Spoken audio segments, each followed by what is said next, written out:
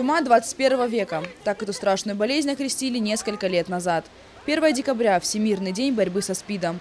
Эта беда не обошла стороной и Северную Осетию. На учете с ВИЧ-инфекцией только во Владикавказе состоит более 10 детей. Уже 8-й год подряд Центр социализации молодежи в первый день зимы проводит акцию «Стоп СПИД».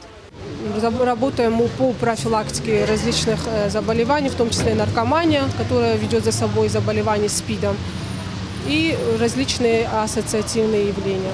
У нас есть телефон доверия в нашем центре, можно обратиться к нам, и мы найдем специалистов, которые ему смогут помочь в этой проблеме. Активисты раздают прохожим брошюры с краткой информацией о заболевании и методах его предотвращения. В память о погибших в борьбе с неизлечимой болезнью всем желающим прикалывают красные ленты. В этот же день в Горском ГАУ студенты вуза устроили концерт.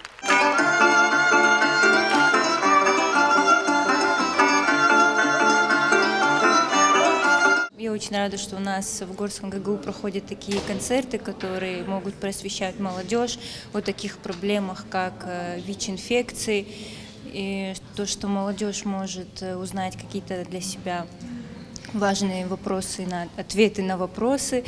Вот. Это очень, конечно же, хорошо. Во время концерта гостям раздавали анкеты. Ответы на животрепещущие вопросы помогут понять, насколько молодые люди осведомлены о заболевании. Сабина Алборова, Залина Губурова, Заур Цеов, Осетия ТВ.